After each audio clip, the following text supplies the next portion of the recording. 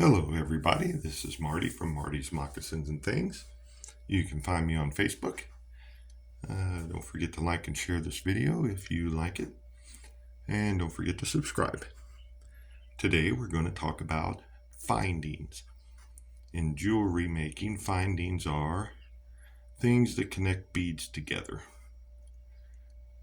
to make your jewelry. We're going to start with jump rings. This is a jump ring. They come in many different sizes. You can only see two sizes there, but there's three. They also come in different colors and different shapes. And they can be used for a multitude of things, connecting things together.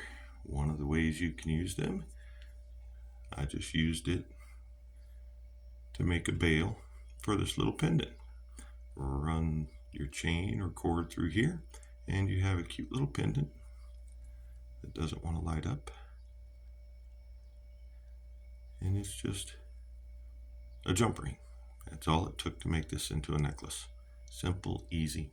And the way you use these is you have to open them, and in opening them you got to find where the crack is. I use two different pliers. Some of them are a little hard on your fingers, and you always want to open them sideways, and when you close them you want to take it back sideways. I'm twisting here. That didn't come out perfectly right, but you get the general idea. This is my sample, so it's been used a bit. So you just open it sideways, put whatever you want on there, like so, and then you close it. Let's turn this one around.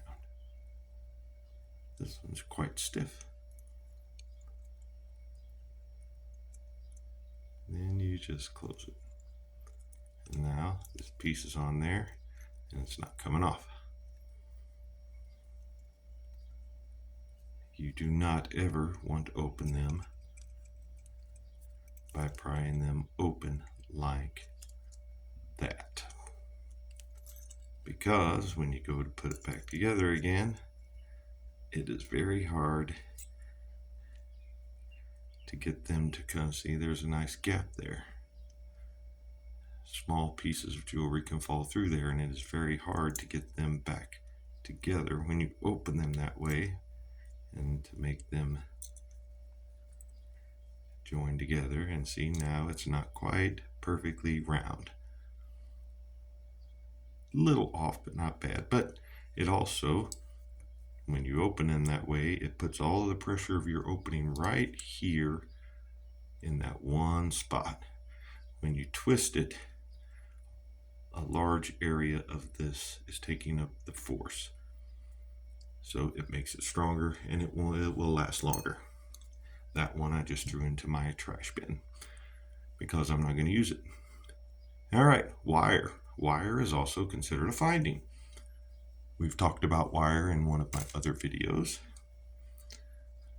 This is called a head pin. This is used in making pendants or making earrings. You just put your beads, your charms, whatever you want on here, and this, if the hole's small enough, this little head will keep them from falling off. Now they come in different sizes as well. I always get the longer ones. This one's like 2.5 inches. They also come with a little hoop on the end, so you can connect charms or other linkages of beads. I don't buy the kinds with the loops, and I always buy the long ones because you can always cut off any extra. And you can make this into a loop.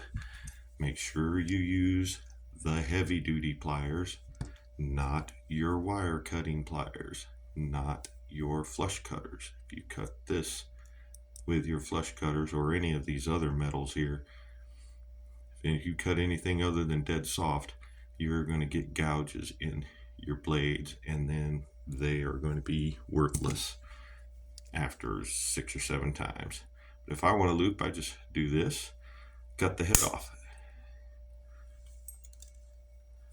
It escaped. I cut the head off. I take my chain nose pliers and I put the bend where I want it. Then I take my round nose pliers and I make myself the loop that I want.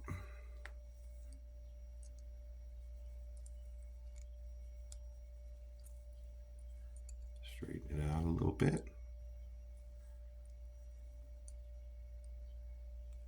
I think these are called, the other ones are called head pins. I think these are called eye pins. But there's my loop. Now why do I do this? Because I can go into the store or online or wherever I pick up my other findings, and I can buy, how long is this exactly?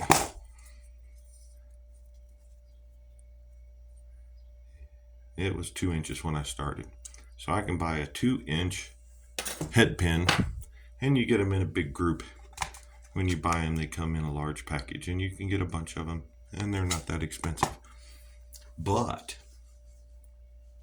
if I want to buy 1-inch ones, 3/4 inch ones, 1.5 inch ones, and 2-inch ones, now all of a sudden they're starting to get expensive. And then I got to go and do the same thing to get the eye pins that I want. Nah, too complicated. I use these. If I only want 2 beads on here, then I'll bend it over at the top of the bead, cut off the excess. Or I just turn it into my eye pin and hang my charm off of my loop. You can practice making these loops. There's hundreds and thousands of videos on how to do jewelry. That's not the most perfect loop, but it's just an example. This is an extender chain. What this does is it allows you to hook it to the end of whatever cord or chain you're going to use, and it allows it to be adjustable. So let's say I connect this to an 18-inch piece. This is a 2-inch wire, so that makes this chain up to 20 inches long. So here's your lobster claw. That is one type of finding. That is a fastener or a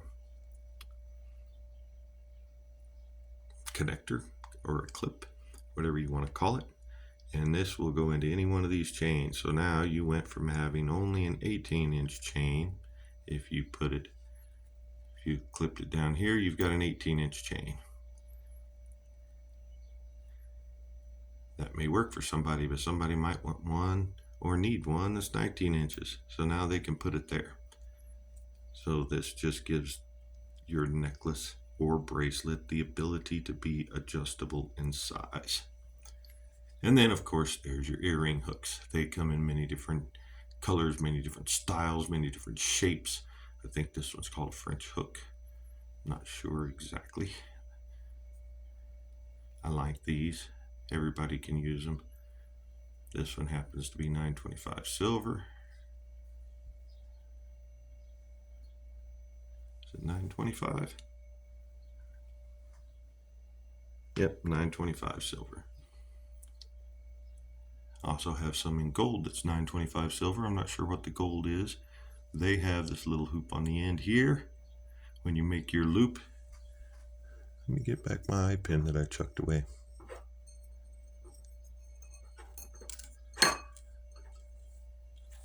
So let's say dirty.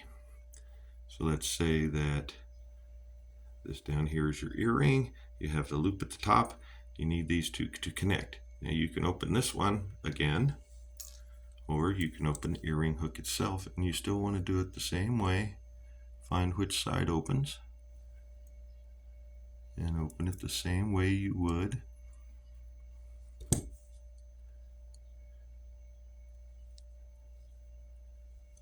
a jump ring or a link of chain. If a chain is big enough that you can actually open it and do anything with it, because some chains are not. All of the links have got a line in it somewhere that you can take open.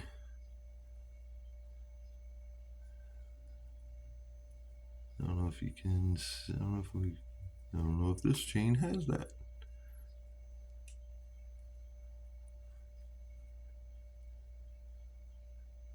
Doesn't look like this chain has that.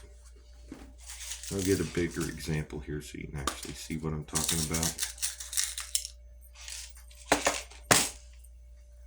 This is a hefty piece of chain, but it can still be opened right there. Right there, you can see where the link comes together. You can open it just like you open up the earring hook or your jump ring. And like I said, this is a big one. Here's the difference between the two hooks for this size chain. And it has extender chain on it. Nope, that's the same chain as this. And there's your jump ring so that you can hook it. So findings are very important. We're going to start learning how to do earrings and bracelets and things like that. So we need to know more about these findings. So I thought I'd do a video on it. This is only a few minutes long, so let's talk a little bit about something else. Let's talk about the rules in jewelry making. I don't know if this is something that is written down anywhere, but there's a few rules that should be followed while you're making your jewelry, while you're thinking about doing your jewelry.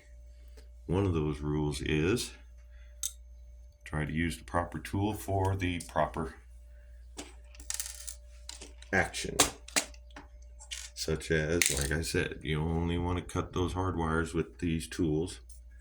You can either break the tools or you can scar the wire or the findings that you're using, or you can